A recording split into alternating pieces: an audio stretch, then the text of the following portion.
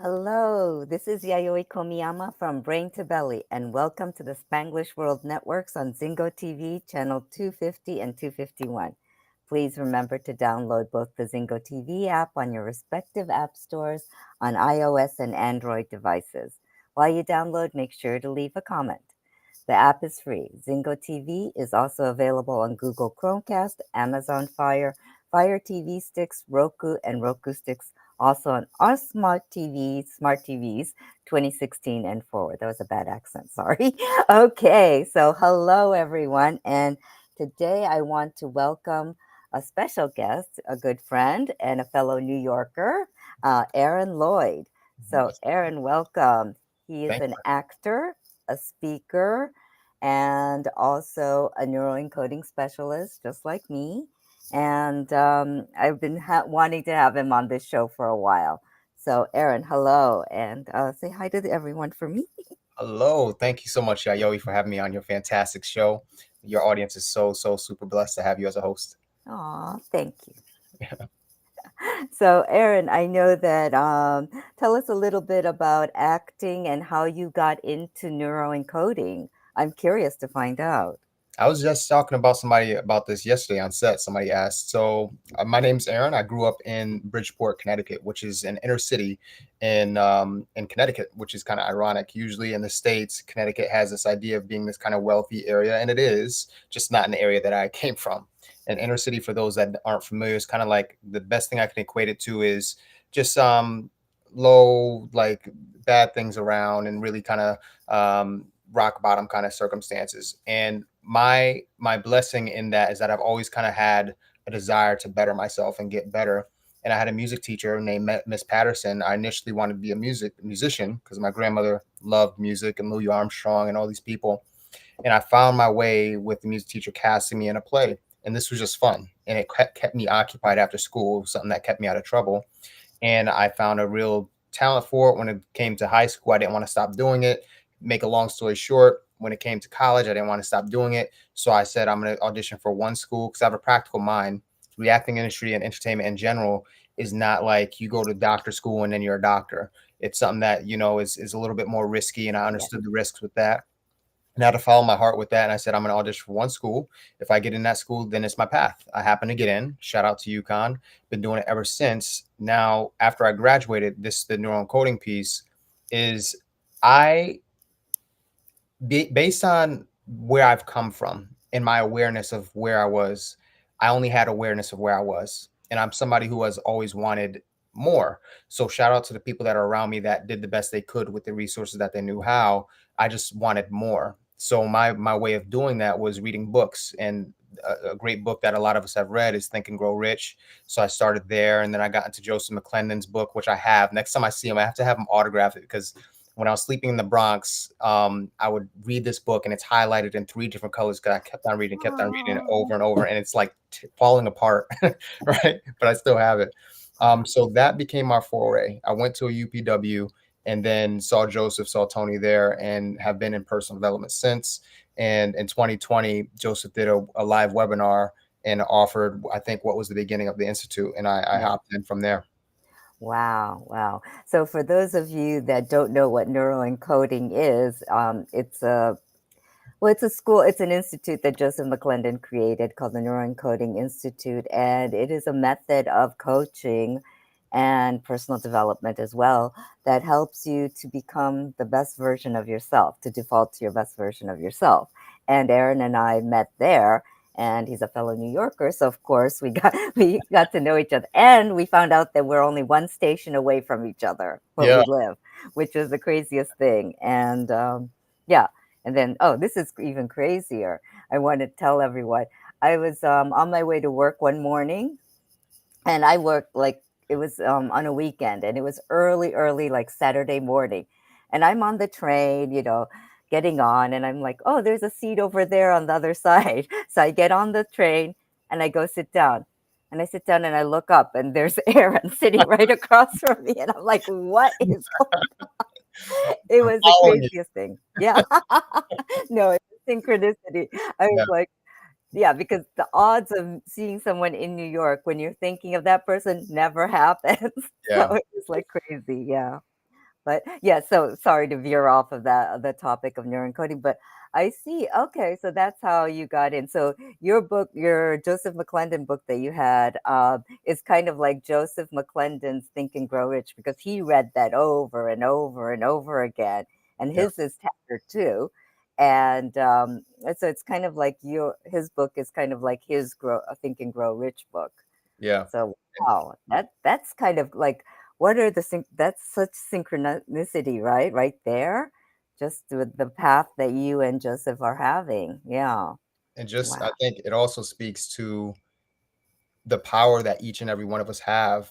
If Joseph hadn't read that book because he let his circumstances sweep him up, Yeah. you, I might not be knowing each other. It's just a ripple effect of you stepping into your best self. You don't know the implications that has for tons of others that might not even be born yet. So I think that's super special as well. Yeah. Yeah. I do too. And I think yeah, just the fact that we're both in this Neuroencoding Institute, which is relatively new. Mhm. And I think I love it because it's really about teaching a client how to think for themselves, to regain that power within themselves. And I love that part of it because it's really telling them you have all the resources within you and you just need to tap into it. And it really starts all up here. And then, for me, because I specialize in, teaching people how to change their relationship with food, it's Mhm. brain to belly, but it's really what Joseph teaches of the think, feel, do, have, Exactly. right? Yeah, yeah. So, so Aaron, I know that over I think 3 years that I've known you, your career as an actor has taken very, steps into higher steps and going forward and forward into it. And I know that you've talked about how Joseph's teachings and the self development you did with the Neuroencoding Institute, and how Joseph teaches magnetism Mhm. and how that's really impacted you. Could you tell us a little bit more of that story and that magic of magnetism? I would love to. Yeah. So magnetism is something I've always been a man of faith. I've always believed that what you want is out there, and just what I was getting into was working hard for it, gritting your teeth, working hard, working hard, working hard. There's also some release. The specific story that is really, really cool where I was like, this stuff works is back. I want to say when did I do the NFL spot last year?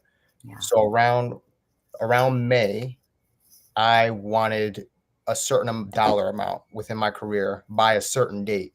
And for that, for myself, that date, I remember the date because I remember when I shot, it was July 15th, which is also my sister's birthday, my youngest sister's birthday.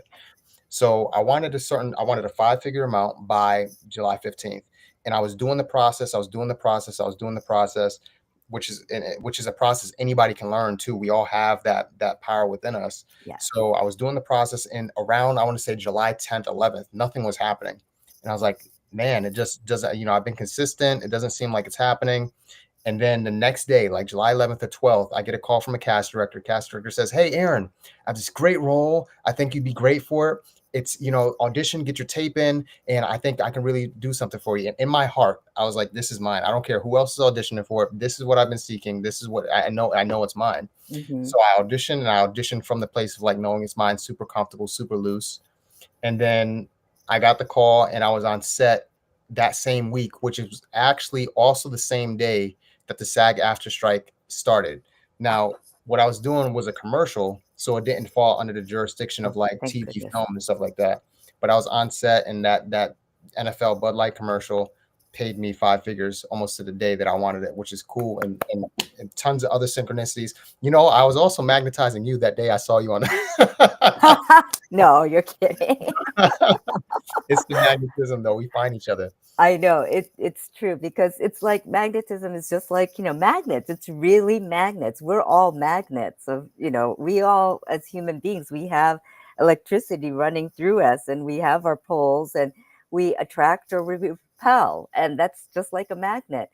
And I know that I magnetize everything good that I want near me. And Aaron is one of my good friends. And it's like, yeah, you magnetize the things that are going to bring you the things that you want, that you know that it's right within you.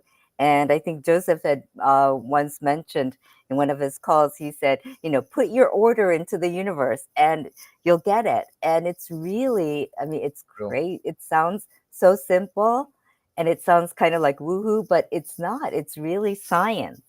Yeah. And it's also what you believe. And belief has such a big impact on this whole thing as well.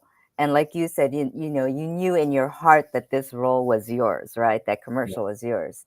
And I Mhm. think it's that unwavering belief in yourself that also creates that magnetism, that magnetizes it even more to you. Yeah. And I love that story. I think it's so beautiful. And yeah, I know that there have been more instances. Like once that started, it started rolling, like more and more things started magnetizing towards you, correct? That's right. I was just on Yeah. set yesterday, and Yayoi, when I when I could share with you guys what this is, there's two. There's one coming out in the summer next year, I believe, Okay. which is it's still a big project, but it's smaller than the one I was just on set for yesterday. They wrote me another scene for that, and this project, when I can't wait to share it with you guys, because Yeah, I can't wait to hear yeah, it. it's a big global project. I'll just put it that way. Oh, I'm so happy Yeah. for you. Yes, because you've always talked about there's a thing called uh there's a thing called the 60-20-20 rule that Joseph teaches us, and it's really 60% is Psychology. Um, yeah, psychology. Sorry, something just pinged on in my computer, and I'm like, "What?" Sorry. Yeah, psychology, and then 20% is energy or the electricity that's within us, Mhm. and 20% is magnetism. And that is such an integral part of our process of how we want our lives to be. So if you're striving to get somewhere or to meet a certain goal, think of that and really focus on 60-20-20. And that'll bring you to, like Joseph said, put in your order to the universe and faith and belief in yourself. And I know that I was recently listening to a webinar with Paul Martinelli. I Mhm. think Paul Martinelli. He's very big in he started off with humble beginnings as well, and now he's like, multimillionaire, Yeah, right? And he knows how to sell though. mhm. And the book Think and Grow Rich was his starting point as well. Man, And somebody gave him that book and said, read it and we'll work through this together. And that's how he learned that your belief in yourself, the psychology part, and to believe that you can do anything. So in his case, it was sales. He learned how to do sales and to believe that he can sell himself to anyone. yeah, And I think that's something that all of us need to learn because in life, we all need to sell ourselves in one way or another, it's absolutely right. especially in your profession, with acting. Yeah, Yeah. Wow. Wow. I'm just so thrilled for you because I know when I first met you, you were struggling a little bit with your acting career and all that. And I know that now as a coach, you have many clients as well. So both are really blowing up, right? In a good way. yeah, tandem. I have a bunch of digital products. I'm working with clients and really getting my name out there, and things are happening all in due timing. Yeah, yeah, that's wonderful. That's wonderful. And that's why I wanted you on here because I wanted especially and I think this is perfect because what I know that the country, the world is a little bit in disarray and a lot of people are depressed and Yes. sad, as well as people that are very happy as well. But the majority are very depressed. Yeah. And I've been hearing that a lot this past week, that Mhm. many people are depressed. I know that working with, the type of clients that I work with who work with food, Mhm. many people went to the dark place where they started eating more. More ice cream. Yeah, more ice cream, more comfort foods, definitely, because they wanted more of that comfort. Yeah. And I know that we talk. So and people are wanting something that's more positive, that's more Mhm. fun. And I think that your story is perfect for people to realize that you could create your own reality in a lot of ways. You can, and your circumstances don't have to define you. Or, Yeah. growing up, I'm trying to think of just to paint a picture of the environment that I grew up in. The high school I went to was literally across the street from a jail. So I don't know what kind of subconscious communication is that sharing, right? There's barbed wire, there was metal detectors that I had to walk through every day. And to me, until I got to college, and my roommate, when I was telling him this, like, yeah, y'all didn't have metal detectors. He was like, no. I was like, what in the world? Like, I thought this was normal. Like, Right. so, but that's the kind of environment I was in, and fights would break out, and trying to be in this sense of survival. And I've always had like a heart for people, right? So it was this dichotomy and this juxtaposition of like, I have a heart for people, but you're not going to mess with me. Like, Yeah. I have to have that. I call it a stone face, like, Right. okay, and head on a swivel, making sure I'm aware of my surroundings. And there's been some undoing, unlearning, unpatterning Of uh, course. of that kind of stuff. But the point of me sharing this is that that environment did not dictate where my direction was. I always had the vision of what I wanted. Once I get out of here, I need to get out of here. And then once you do that, once you think differently, you start having different energy for different people. How can I? You start asking yourself different questions. How can I find solutions in this? How can I do the best I can with what I have? So if I know I want to not be in the streets, then okay, during the summer I need to occupy myself because that's when people are doing things. So I need to Yes. find this program. I need to do this. So if people are depressed right now, or you're going through a hard time, pain is there. It's always there. We're Yes. all going to have trials and tribulations. It's a suffering that I think you have a decision and choice to do. And there's certain modalities that you can do. One that you can do is meditate. You can journal. You can ground. Something I recently learned about. Get out in nature Yes. and do those kinds of things and connect with whoever and whomever you believe in, that higher power that Hmm. I think that we're all connected to, Yes. and just finding community, finding Yes. people. And if you're somewhere where you're isolated, find community here with the Yayoi. Listen to these shows that she puts out. Get on her Facebook group. Find the people that are like-minded, that are going to speak life into you, because that's super important. No man's an island, and we Yes. all need to. What's that song say? We all need to lean on somebody, Oh right? yeah. Yeah. Some We all need to lean. somebody That's right. to Yeah. lean. Lean on. Go ahead Right. with Right. that singing voice, yeah, yo. Go ahead, girl. No, no, no. I really sing off tune. That's why I don't sing that much. I sang happy birthday to somebody, and I normally don't sing happy birthday to anyone, right? And Uh-huh. I actually recorded it and sent it to that person. It was a woman that I interviewed here on this show. Her name was Grandma Risa, and she turned 107 November 1st. Oh, Viva's grandmother, right? Yeah, Aviva's grandmother, yeah. Oh man, And she turned 107 November 1st. So I wanted to wish her a happy birthday. So I recorded a video for her and said, want to wish you a happy birthday. I normally don't sing, but I'll sing you happy birthday. And I sang her a little bit of the happy birthday song and I sent it to her. And it was so sweet of her. She sent me back a video, saying thank you and all this. And she started singing me the Sakura song again. She sang me the Sakura song when we were on the show, and it was a song that my dad used to sing to me as well. And it has the verse Yayoi Sakura in the song, and that's why it has a lot of meaning for me. So she sang that for me again, and it was very sweet. And I feel this great connection with her, and she's been on my mind a lot these days, especially while it was her birthday. But what she said to me, the lesson that she taught me was really to focus on what you can control, the things that you can control, because I mean, her two grown adult children passed away, oh. before. I mean, she's still alive, but they're already gone. Mhm. So as a mother, that's like really, really a tough thing to do. And she said, if I could focus on that, I could focus on the fact that my husband, passed away way when I was, younger, Mhm. and all of those things, or that I was involved, I had my family was torn apart with the Holocaust. She said, I can focus on all of that, but I choose not to.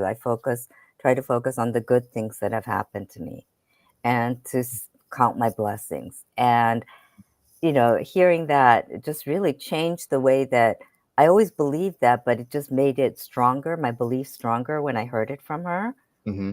because I see her as an example of how to live a long and full life, because you could live a long life, but it may not be full. Right. You It don't may want to you may just be existing, right? But she is alive and full of energy and life. And, that's one of my goals is, I've always said to everyone, I want to live past 100 and I want to have everything intact and, and be full of life and be that spunky old grandma, right? I love it. So, yeah, you'll see me around for I a will. long I time. will. I'll come sing Sakura on your 100th birthday. Yes, please do. That would be great. Oh, everyone heard that, so we're gonna keep Yeah. yeah, yeah, And we're and gonna and keep that. Mhm, and to her point, it reminded me of two stories too. There's speaking of how there's a book that her story and her example really kind of reminds me of that Viktor Frankl book, A Man's mhm, Search for Meaning. So if people are going through a hard time, I think that's a practical resource that you could look at. And then yeah, there's also a story of a woman named Corrie Ten Boom, who mhm, also was during the Holocaust period, and they were in a concentration camp, and she had a sister. And then in this barracks, there was all these like fleas all the time, and they already had these like poor existence. And the sister and the Corrie Ten Boom started like really being frustrated, rightfully so. It's like why God, why is this happening? I'm a good person. Why am I in this mhm, concentration camp? All this kind of stuff. And now these damn fleas. What in the world? And then her sister said, she started, let's pray, sis. Let's pray. She said, thank you, God, that I'm with my sister. Thank you, God, that I have a roof. Thank you, God, that I have my health intact. Thank you, God, for the fleas. And then Corey said, sis, I was with you until you said those fleas, God damn it. I'm not feeling those fleas. They're horrible. They make me itch. I don't like it. I can't scratch. I can't reach the part of my back. And she said, we should show appreciation and thanks in all things. Now, the grander macro thing is that because of the fleas, the soldiers would avoid that content that that barracks bit. and actually Oh, save their lives. So I wow. have to remind myself of that too sometimes, where things might not be going the way I want them to, or there's disappointment or there's Oh, pain. yeah, Rather yeah. than suffering, I'm like, okay, well, if I zoom out, what is God doing here? What is another potential meaning that we're attaching to this? So that's something else that I think that the audience could find valuable. Wow, that's such a beautiful story. I that was the first time I've heard that story. I love it. And it's so true that, just a shift in perspective, and when you're in the midst of it, it's hard to see that other perspective. But when you do, it's like, wow, whatever God you believe in, you start realizing there was another plan to all this. There's a reason why this is happening. And I know, like, wow, like, I know I rarely talk about this, but like even my, I was married for about 10 years and I divorced, but even that experience, brought me to who I am today. Mhm. um, you know, to learn about communicating with another person, communicating with a different type of person, different cultures, and just in general for my own growth. I think, it was a painful experience. A lot of it was painful. I also learned a lot about, why.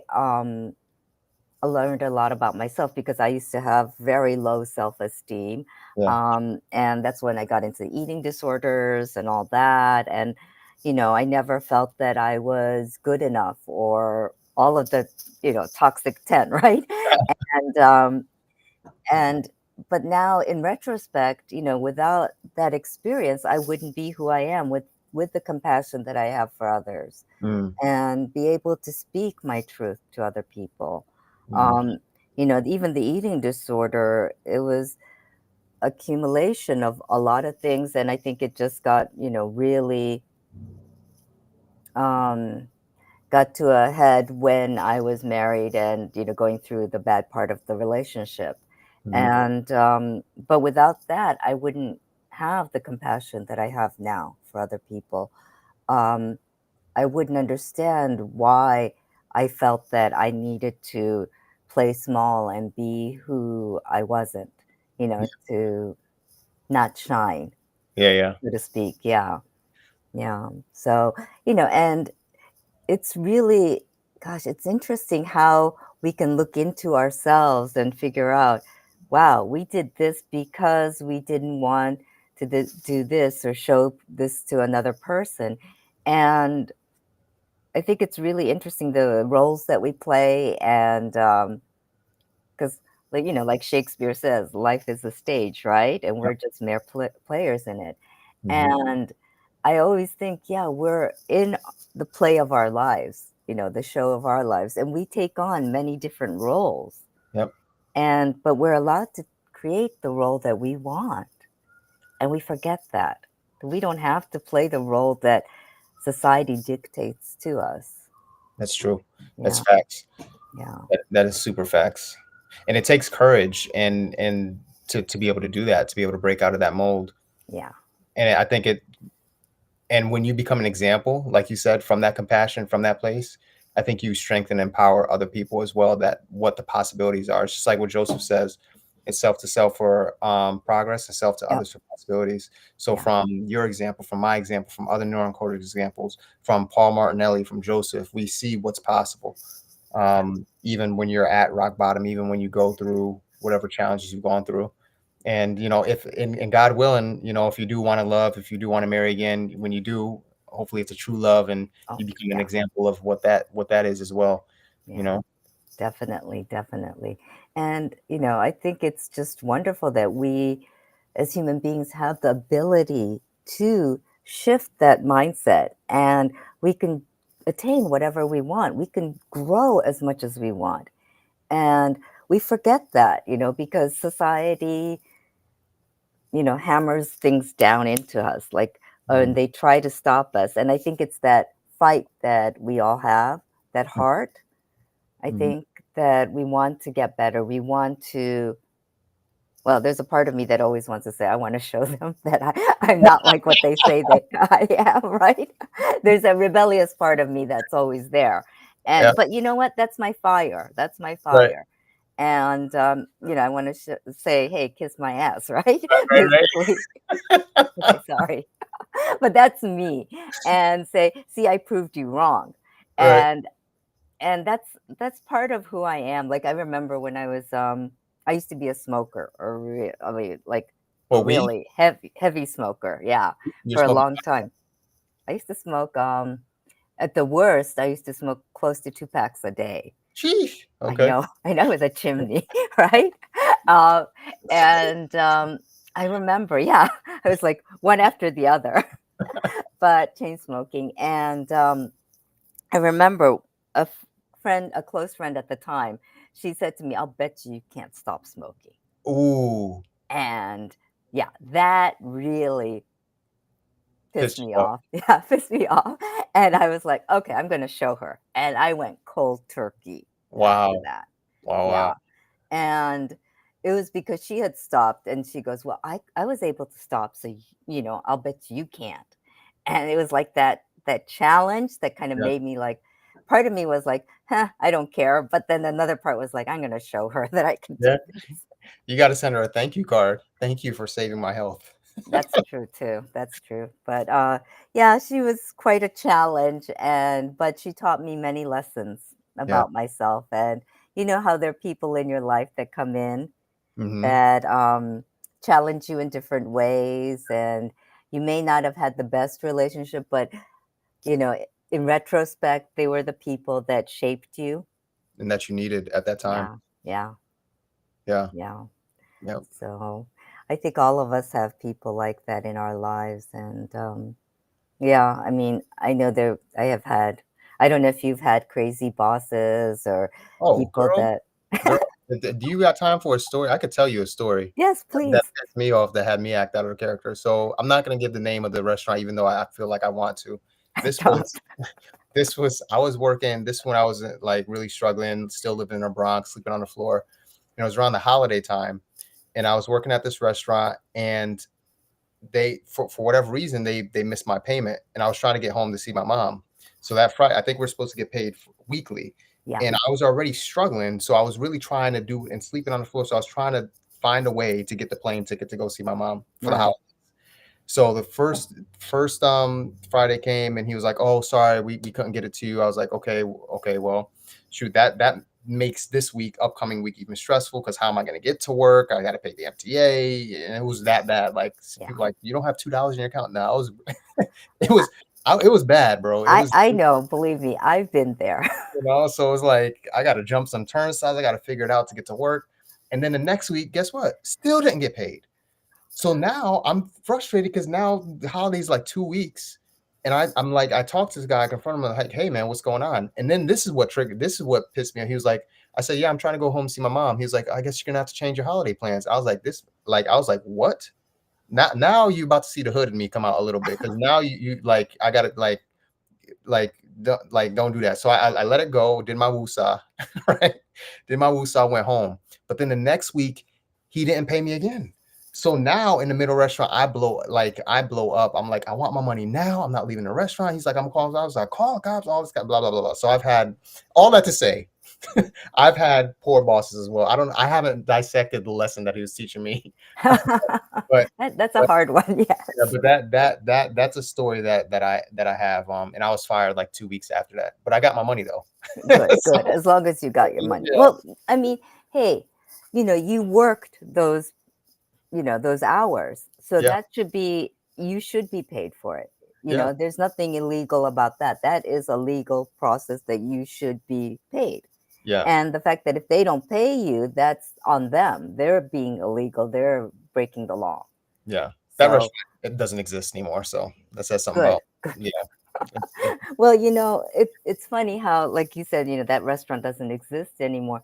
When people do things like that to you, you yeah, grow stronger, but you also know that things happen to them that, it's always cause and effect, right? That, and you may not see it in your lifetime or you may not see it immediately, hmm, but repercussions do happen when you yeah, treat people poorly. it's true. and and I think that's something. I mean, we in Japan, there's a saying that if you're cruel to something, that something bad will happen to you, right? Or if you're cruel to something, it's always reciprocated in one way or another. It's Yeah, balances, right? like karma. Yeah, it's very much like that. I truly believe that. And I always say, if somebody's treating somebody badly, you may not see it immediately and you may not see it in your lifetime, but eventually it'll catch up with them. Yeah, And I truly believe that because when you create that negative energy and you affect, you create negativity in other people and create not evil, but like bad things for that person or people in general, that comes back to you tenfold. And yeah, I really believe that yeah, yeah, because I think there's always a balance in the world, good and evil and all that. Well, that's why I love my superheroes and everything. yeah. It's true. I believe that too. Yeah. I think that really, yeah, there are balances and we may not see it in our lifetime, but that does happen. Yeah, Yeah, I know that. Yeah, I mean, I think everyone's had their fair share of, injustices happening and sad things happening. Yeah, but in the end, you find your happiness, and that's revenge. Finding your own happiness and peace. That's yeah, like you got your revenge when you can feel that. that's true. Yeah, yeah. So, yeah, I'm just really happy that things are really working for you. And I know you always share, like, when we're on our calls for the Neuroencoding Institute, you always share your wins. And I'm always happy that you're getting these wins because I know that we always say it's simple. The Yeah, methods are simple, but what's difficult is continuing to do that. And you had said, you've been doing everything exactly every single day. And could you explain a little bit to our viewers what it is like, what the importance of repetition and doing something consistently? yes. The importance of repetition can't be understated. The first immediate thing that comes to mind is Joseph tells a story about Steph Curry. And if you're Yeah. not familiar with Steph Curry, he's an NBA player in the US, and he's like a magician on the court with the 3 points. And there's two stories that come to mind because I'm a sports guy. So Steph Curry has not gotten there without doing repetition. So he practices from the free throw line every aspect, like to the level of like how far the ball bounces, like how much air needs to be in the ball. That level of nuance and detail on top of your fundamentals is what really helps you get further faster. Yeah. So in my own life, Joseph has shared that every morning he drinks his lemon water. I do that, and then he stretches while giving his gratitude. So because I like modeling success leaves clues, I do Yes. the same thing for Yes. him. And the simple things, if it's simple, I praise myself for it and then keep on doing it over and over again. And in whatever area of your life that you want to get better at. So if it's developing gratitude, find somebody to you who really exemplifies that. And if you don't, like, find a fictional person, find somebody who really exemplifies that. What would a grateful person do? How would they be? And then write those things down and then dedicate yourself to a discipline of it. And especially when it's difficult and hard. And Yeah. the best way that I found for me is scheduling it out. And then also, if you fall off, because I'm human, sometimes like maybe I'm running late for an appointment, I got to run here, and I don't do something I'm going to do. I don't really dwell on that. I focus on the days that I did do something, Yes. and then praise myself for that, and then build on that. But the discipline of what you want is what's really going to help you get to where you want to go. Small hinges open massive, massive doors. Oh, I love that. Small hinges open massive doors. That's a great analogy, and I love that quote. That's easy for people to remember too. Mm-hmm. Yeah. And repetition is really so important. And like you said, sometimes we're human. We sometimes forget. I mean, the other day I journal, Mm-hmm. and I do my gratitude journal before I go to sleep, right? Mm-hmm. And usually I do it, well, it's me. So I'm doing it in bed. I'm lying in bed and writing, right? And you can imagine what happened the other day. Fall asleep. I fell asleep writing, and I was looking at it. I guess I fell asleep writing so that I can't even read what I wrote. It's in there though. It's in the Yeah, it's thought. in there. I did it. Yeah, and then of course I had 10 marks on my sheets as well, but You got but something I to sleep though. yeah, but hey, I did it, and I kind of did it, right? But I still, the intention was there, and I was like, oh well, that happens, and but it's the consistency, it's the act of doing it, or even half doing it Yeah. makes a difference, and it's true. Like, I have my morning rituals. I think a lot of us who follow Joseph and who model him follows similar things. And I think it's important for people to create a ritual or a routine. I like to say ritual because routine is something that you do without really thought or feeling attached to it. Yeah. And to me, a ritual is something that you do with feeling and an intention behind it. Mm-hmm. So for me, I do these different things. I drink water, of course, Mm-hmm. first thing in the morning, and I do my stretches. And I always tell everyone I do my victory stretch. I I love that. wake up and I do this, and I go victory, and I'm creating a V, and I'm like, okay, this is victorious. I'm gonna have a victorious day, I love and that. that's the way I start out each day. And since I started doing that more consistently, this has already been like years now, but I think it was like during COVID maybe that I really started doing this. Mm-hmm. Um, COVID really, for me, it was a blessing in disguise.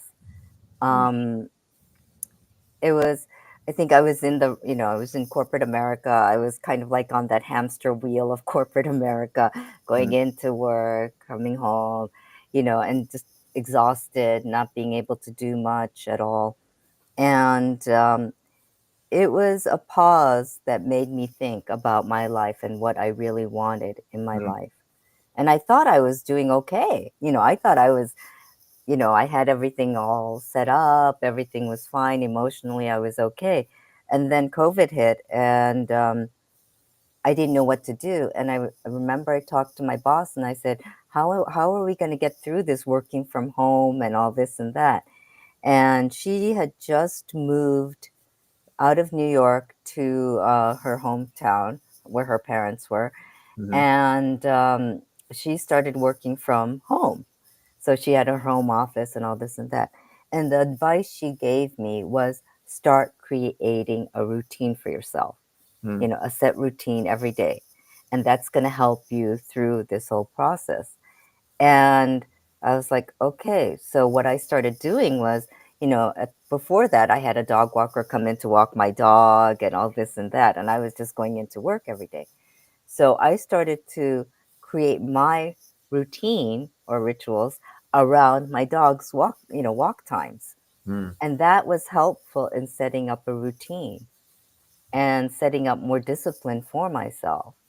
And that was actually, something that was very, very, it was a goal. Yeah, it was a gift within the tragedy or within the pandemic that I found.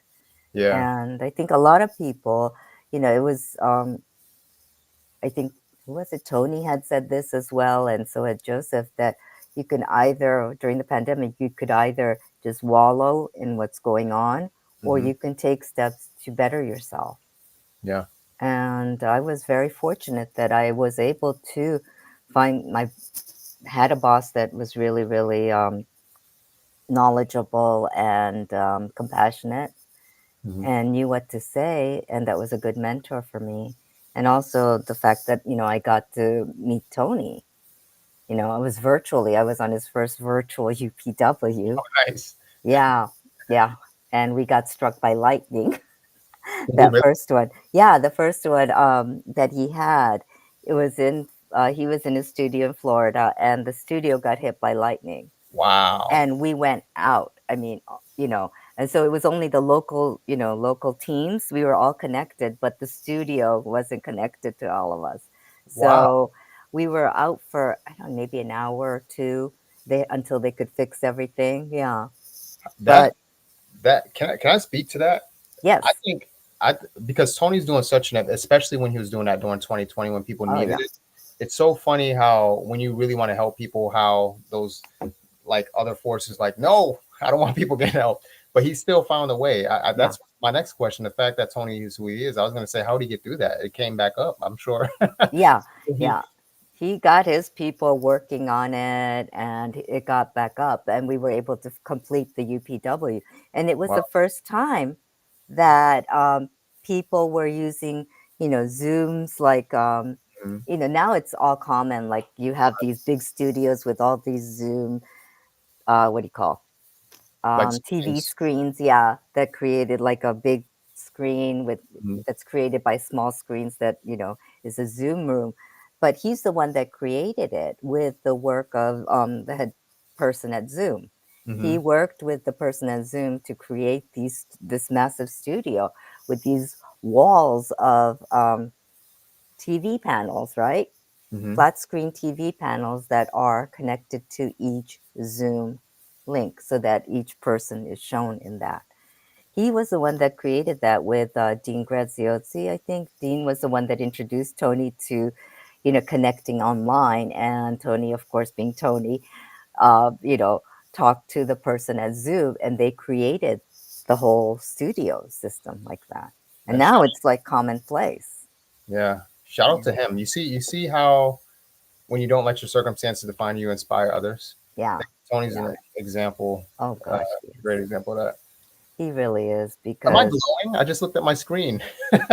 you're getting sun into your lens. That's why Here, from let the window. Yeah. me fix this. Yes. There Yes. we go. Yes. I'd rather see your face. Yeah, Yeah. Although it kind of looked like a halo around a you. little bit. Yeah. But yes, I mean, it's really when you're pushed to an extreme, Yeah. I think that's when your essence comes out, the person's essence, Yes. that person's energy. Hmm. And, it's like sink or swim, right? Yeah. And I think most of us have the will. I want to believe that the majority of us are swimmers, Yes. that we don't succumb to whatever and we say, you know what, we're going to keep on going. And yeah, and I'd like to spread that, of course, to as many people as I can, because one of my mission statements in life um, is that I want to I think, well, the last part of it is that I want to reignite, empower, inspire, empower, and reignite the fire within each soul that I encounter so that they may shine as brilliantly as they can, or they're supposed to. And that's part of like one of the things that I do every morning, like part of my incantation and Mhm. my I am statements that I do every day. And that's part of my mission, is to really be that fire, or be the catalyst to create that fire again within a person, because we're all born with that fire Yeah. to live.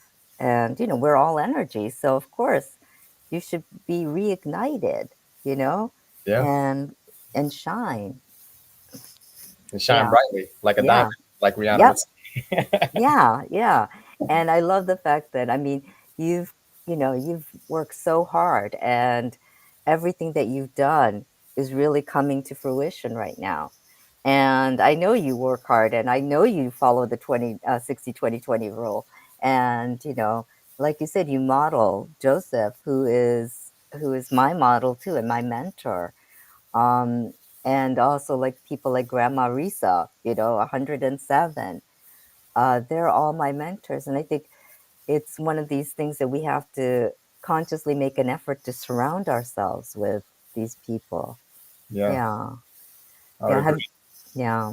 Mhm. So may I ask you, who are like your 5 people that you surround yourself with that create that environment for you to keep going and be on the positive? Yeah.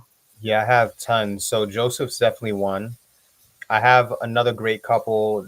Their name's Muhammad and Delandria. They're down in Hmm. Florida.